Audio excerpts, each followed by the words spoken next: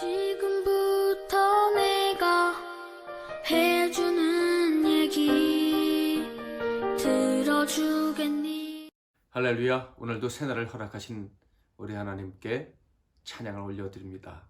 찬송가 주 없이 살 수 없네 292장 1절과 2절 찬양하겠습니다.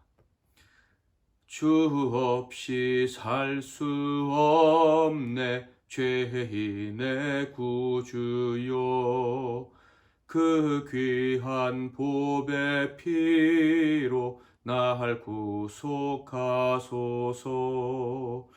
구주의 사랑으로 흘리신 보혈이 내 소망 나의 위로 내 영광 됩니다. 주 없이 살 수 없네 나 혼자 못 서리.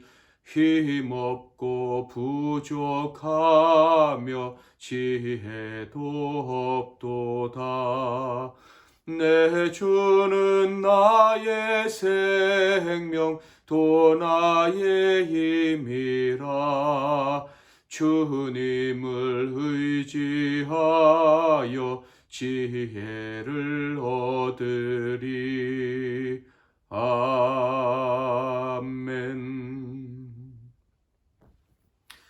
오늘 하나님께서 주시는 은혜의 말씀은 구약성경 시편 22편 말씀이 되겠습니다. 구약성경 시편 22편 1절부터 31절까지 말씀 중에서 제가 3절까지만 봉독해 드리도록 하겠습니다. 내 하나님이여, 내 하나님이여, 어찌 나를 버리셨나이까? 어찌 나를 멀리하여 돕지 아니하시오며 내 신음소리를 듣지 아니하시나이까? 내 하나님이여, 내가 낮에도 부르짖고 밤에도 잠잠하지 아니하오나 응답하지 아니하시나이다. 이스라엘의 찬송 중에 계시는 주여, 주는 거룩하시니이다. 아멘. 오늘은 나를 멀리하지 마옵소서, 나를 멀리하지 마옵소서라는 제목으로 하나님 말씀을 상고하겠습니다. 시편 22편은 다윗이 기록한 시지요.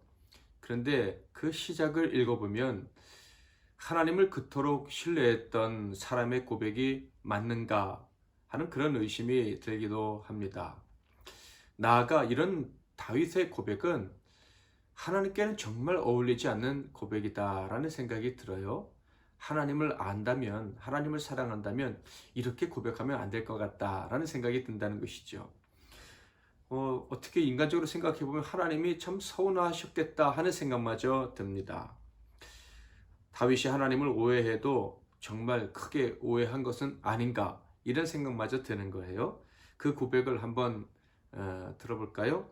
내 하나님이여, 내 하나님이여, 어찌 나를 버리셨나이까? 어찌 나를 멀리하여 돕지 아니하시오며 내 신음소리를 듣지 아니하시나이까? 내 하나님이여, 내가 낮에도 부르짖고 밤에도 잠잠하지 아니하오나 응답하지 아니하시나이다. 정말로 이것이 다윗의 고백이 맞을까? 다윗은 하나님이 자기를 버리실 수 있다고 생각하고 있는가? 정말 하나님이 다윗을 멀리하고 돕지 않으신다고 생각하는가? 왜 그러면서도 내 하나님이여, 내 하나님이여 이렇게 불렀을까?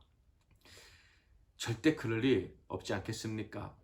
하나님은요, 다윗의 고백을 부르짖으면 언제나 들으시는 분이에요. 성경에 기록된 하나님 말씀 한번 볼까요? 예레미야 33장 1절부터 3절. 예레미야가 아직 시위대 뜰에 갇혀 있을 때 여호와의 말씀이 그에게 두 번째로 임하니라. 이르시되 이를 행하시는 여호와, 그것을 만들며 성취하시는 여호와, 그의 이름을 여호와라 하느니가 이와 같이 이르시도다. 너는 내게 부르짖으라. 내가 내게 응답하겠고 내가 알지 못하는 크고 은밀한 일을 내게 보이리라. 예레미야 선지자 때 하나님이 하신 말씀이에요. 온 이스라엘이 하나님을 배반해서 그 나라가 멸망하기 직전에 그때 하나님이 하신 말씀이다 하는 거예요. 그때도 하나님이 이렇게 말씀하셨어요. 네가 내게 부르짖으면 응답하겠다고. 응답하실 뿐만 아니라 크고 놀라운 일을 행하시겠다. 기도에 반응하시고 그리고 응답을 주시되 사람이 미처 기대하지 못했던 것, 그 엄청난 선물까지 주시겠다라는 거예요. 그렇다면 다윗이 시편 22편을 기록했던 때는 언제입니까? 말할 것도 없이 성군이라고 불리던 다윗이 살던 시대입니다. 어떤 왕보다 다윗은 하나님을 사랑했습니다. 그래서 백성들도 그 어느 때보다 하나님 앞에서 다윗 때 바른 신앙을 가졌다는 것 잘 아실 거예요. 이 시가 씌어진 시기는요, 둘 중에 하나로 여겨집니다. 사울을 피해서 도망가던 시대이든지 아니면 통치 말기, 즉 다윗이 압살롬의 반역에 의해서 도망자의 길을 떠날 때, 뭐 그때 둘 중에 한 군데 한 시대에 쓰여졌을 것이다, 이렇게 생각을 합니다. 어느 때든지 간에 하나님께서는요, 다윗을 기뻐하실 때였고 이스라엘이라는 나라에 큰 복을 다윗 때문에 주시기로 작정하셨던 때입니다. 그러니까 예레미야 시대에 나라가 망하기 직전의 때와는 비교할 수 없을 정도로 희망이 가득 찬 때였다라는 말씀이에요.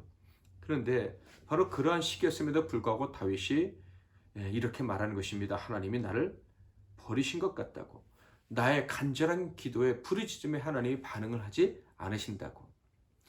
하나님의 침묵은 다윗에겐 너무나도 힘든 일이었죠. 왜냐하면 다윗은 하나님이 어떤 분이신지를 정확히 알고 있었기 때문입니다. 3, 4, 5절을 읽어볼까요? 이스라엘의 찬송 중에 계시는 주여, 주는 거룩하시니이다. 우리 조상들이 주께 의뢰하고 의뢰하였으므로 그들을 건지셨나이다. 그들이 주께 부르짖어 구원을 얻고 주께 의뢰하여 수치를 당하지 아니하였나이다. 다윗은 말합니다. 주님은 거룩하시다고. 거룩하시다는 말은 완전히 구별되신다, 이런 뜻이에요. 다른 사람들과 다른 어떤 세력과 섞일 수 없다, 이런 뜻이에요. 그러니까 하나님이 뜻을 정하면 아무도 막아설 수가 없는 거예요. 하나님이 우리를 구원하시겠다 하면, 하나님께 의뢰하는 자를 도와주시겠다고 하면 그 누구도 막을 수가 없는 거예요. 하나님께 도움을 구해서 하나님의 도움을 얻는 사람은요, 어떤 어려움도 헤쳐나올 수 있다, 이런 뜻입니다. 다윗은 그것을 알았던 거예요. 아무리 강한 적도 거룩하신 하나님 편에 있는 자는 건드릴 수 없다는 것을 알았다, 이런 얘기예요. 또한 다윗이 알고 있었던 게 무엇입니까? 거룩하신 하나님은 택하신 자, 나 다윗을 너무너무 사랑하시는데 모르는 것이 없을 정도로 섬세히 아시고 필요한 것을 다 채워주시기까지 사랑하신다 하는 거예요. 9절 10절 오직 주께서 나를 모태에서 나오게 하시고 내 어머니의 젖을 먹을 때 의지하게 하셨나이다. 내가 날 때부터 주께 맡긴 바 되었고 모태에서 나올 때부터 주는 나의 하나님이 되셨나이다. 다윗이 이렇게 잘 알고 있어요. 그런데 갑자기 하나님의 도움의 손길이 사라졌다. 그래서 다음과 같은 비참한 상황에 떨어졌다 하는 거예요. 6절부터 볼까요? 나는 벌레요 사람이 아니라 사람의 비방거리요 백성의 조롱거리니이다. 나를 보는 자는 다 나를 비웃으며 입술을 삐죽거리고 머리를 흔들며 말하되 그가 여호와께 의탁하니 구원하실 걸, 그를 기뻐하시니 건지실 걸 하나이다. 말 그대로 낭떠러지로 떨어진 것입니다. 사람들이 다윗을 사람으로 여기지 않는 거예요. 적어도 다윗이 그렇게 느끼고 있는 거예요. 다른 구절들을 보면요, 다윗이 정말 피통함으로 가득 차 있었겠구나 하는 것을 알 수가 있어요. 지금은 다 읽지는 못하지만 여러분이 한번 읽어보세요. 다윗은 정말 힘든 지경에 있었어요. 이것을 하나님의 사람, 하나님을 사랑하는 자 다윗에게는요, 정말 받아들이기 어려운 상황이었을 거예요. 그런데 이 기막힌 상황에서 다윗의 고백이 놀랍습니다. 11절 나를 멀리하지 마옵소서, 환난이 가까우나 도울 자 없나이다. 아무리 이해할 수 없는 상황이라 할지라도 인간적으로 가지지 말아야 될, 하나님께는 가지지 말아야 될 그 마음, 하나님을 향한 서운한 마음이 이 가득 찰 때에도 내가 의지할 분은 세상에 없다는 거예요. 내가 의지할 사람은 세상에 없고 하나님밖에 나의 도움이 없습니다 라는 고백을 지금 하려는 거예요. 그리고 나서 조금 있어 보면 갑자기 분위기가 바뀌는 것을 알 수가 있어요. 22절부터 31절까지는 온전히 하나님만 높이는 찬양이에요. 하나님 나를 버리셨다, 잊으셨다, 내 부르짖음을 외면하신다 했던 사람의 입에서 나온 것이라고는 믿기 어려울 정도의 찬양의 고백, 찬양이 아주 그냥 계속 울려 퍼지고 있다는 것을 알 수가 있어요. 몇 구절만 들어볼까요? 22절부터 내가 주의 이름을 형제에게 선포하고 회중 가운데에서 주를 찬송하리이다. 여호와를 두려워하는 너희여 그를 찬송할지어다. 야곱의 모든 자손이여 그에게 영광을 돌릴지어다. 너희 이스라엘 모든 자손이여 그를 경외할지어다. 그는 곤고한 자의 공고를 멸시하거나 싫어하지 아니하시며 그의 얼굴을 그에게 숨기지 아니하시고 그가 울부짖을 때 들으셨도다. 방금까지 주님이 듣지 않으셨다라고 했어요. 그런데 이제는 들으셨답니다. 도대체 왜 이런 갑작스러운 변화가 생겨났을까? 저는 분명 다윗에게 신비한 체험이 있었다라고 생각을 합니다. 어떤 신비한 체험일까? 그 신비한 체험을 했을 것이라는 이유가 바로 다음 구절 때문입니다. 바로 예수님을 생각하게 해주는 구절이죠. 16절, 17절, 18절 개들이 나를 에워쌌으며 악한 무리가 나를 둘러 내 수족을 찔렀나이다. 내가 내 모든 뼈를 셀 수 있나이다. 그들이 나를 주목하여 보고 내 겉옷을 나누며 속옷을 제비 뽑나이다. 이 구절은 바로 골고다 언덕에서 십자가에 달리신 예수님의 모습을 상상하게 해줍니다. 예수님이 십자가에 달리신 이유가 무엇입니까? 우리 죄 때문이에요. 자, 다윗이 신비한 경험을 했을 것이다 라고 말씀을 드렸는데 그게 어떤 것일까? 환상 중에 예수님이 십자가에 달리신 모습을 보았을 수도 있을 것입니다. 아니면 십자가 아래에서 경험했던 우리가 경험하는 것과 똑같은 경험, 곧 나는 죄로 죽을 수밖에 없는 죄인이라는 것을 깊이 깨닫는 그 경험을 다윗이 하는 그런 신비한 체험을 했을 것이다 라는 생각을 합니다. 신비한 체험 중에 가장 큰 신비한 체험은요, 바로 내가 죽을 수밖에 없는 죄인이라는 것을 깊이 깨닫고 하나님 앞에 울며 회개할 수 있는 것이다. 저는 그렇게 생각합니다. 우리는요, 우리들에게 찾아온 모든 고난의 이유들을 다 알 수 없습니다. 그런데 분명한 것은 있어요. 그 이유 없는 고난의 때에 하나님을 끝까지 바라보기만 한다면 반드시 은총을 입는다는 거예요. 구원을 경험하게 된다 하는 거예요.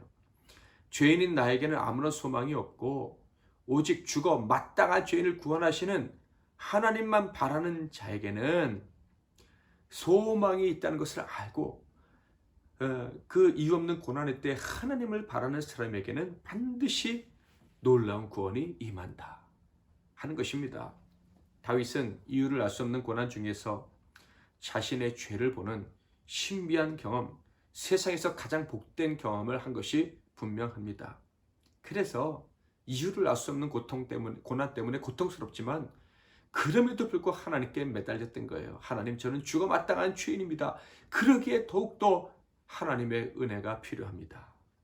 그러자 즉각적으로 하나님의 구원이 그에게 임했고 그리고 그의 입에서 놀라운 찬양이 터져나오게 된 것이다 하는 거예요. 아마도 가늠하다 현장에서 잡혀서 죽을 뻔했는데 구원받았던 그 여인처럼 아마 온 마음으로 기쁨과 감사가 터져나와서 다윗은 그렇게 찬양할 수밖에 없지 않았을까? 저는 그런 상상을 해봅니다. 고난의 때 하나님은 우리를 멀리할 수밖에 없다는 것을 인정했으면 좋겠어요. 그 고난의 때에 내가 죄인임을 깨닫는다면 맞다, 하나님이 나 같은 자를 가까이 할 수가 없어. 어떻게 나 같은 죄인을 가까이 할 수 있는가? 이것을 인정하면 좋겠어요. 그러나 거기서 끝나는 것이 아니라 나는 하나님이 가까이 하실 수 없는 사람이지만 십자가에 달려 죽으신 예수님이 내 죄를 사하셨으니 그 예수님을 의지하고 은총을 구하리라. 그러면 하나님이 도우실 거예요. 이해할 수 없는 고난에서 헤어나오게 하시고 이해할 수 없는 고난을 통해서 망할 수밖에 없을 것 같은 우리가 지름길로 갔다 하는 것을 깨닫게 해주실 줄 믿습니다. 그래서 고난도 복이구나 하는 것을 깨닫게 해주실 거예요. 겸손하게 주를 찾는 자, 내가 죄인임을 인정하고 주의 은혜를 구하는 자는 반드시 구원을 얻습니다. 그리고 진심으로 하나님을 찬양하게 될 거예요. 여러분에게는 그런 찬양이 있습니까? 26절을 읽고 오늘 말씀을 마치겠습니다. 겸손한 자는 먹고 배부를 것이요 여호와를 찾는 자는 그를 찬송할 것이라. 너희 마음은 영원히 살지어다. 오늘 하루도 겸손히 주고 마땅한 자를 살리시는 주님을 찾고 구하는 저와 여러분이 되기를 바랍니다. 찬송가 292장 주 없이 살 수 없네 3절 4절 찬양하겠습니다. 주 없이 살 수 없네 내 주는 아신다. 내 영의 깊은 간구 마음의 소원을 주밖에 나의 마음 네 알아주리요. 내 마음 위로하사 평온케 하시네. 주 없이 살 수 없네 세월이 흐르고 이 깊은 고독 속에 내 생명 끝나도 사나운 풍랑일 때 날 지켜주시니 내 곁에 계신 주님 늘 힘이 됩니다. 아멘. 기도 제목을 드리겠습니다. 첫 번째로, 나는 하나님이 멀리할 수밖에 없는 죄인임을 인정합니다. 그러나 용서받은 죄인이오니 저를 구원해 주옵소서. 이유를 알 수 없는 어려움 그리고 해결되지 않는 고통에서 반드시 건져주실 줄 믿습니다. 라고 믿음으로 고백하겠습니다. 두 번째로는 아직 자신이 죄인임을 깨닫지 못해서 하나님의 은총에서 멀어져 있는, 고난에서 헤어나오지 못하고 있는 가련한 우리 가족들과 이웃들, 형제 자매들을 생각하면서 그들을 위한 기도를 올려드리겠습니다.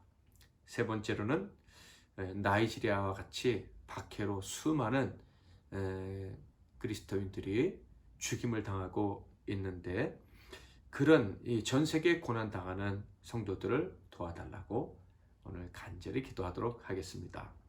그리고 마지막으로 오늘 하루의 삶을 주님께 맡깁니다 하는 고백을 올려드리겠습니다.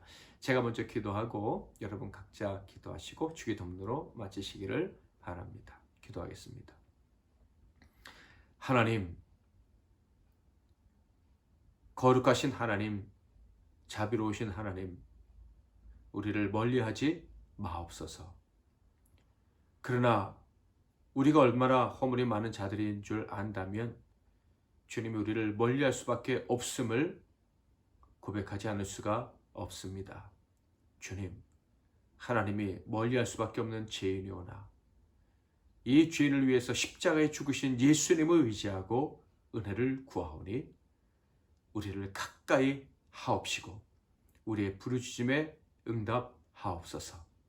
예수 그리스도의 이름으로 기도하는 우리의 기도에 반드시 응답하시고 하나님이 우리와 가까이 계심을 경험하며 살게 해 주실 줄 믿습니다. 우리의 입에서 찬양이 터져 나오도록 오늘도 우리와 함께 하옵소서. 우리를 도와 주시옵소서. 예수 그리스도의 이름으로 기도하옵나이다.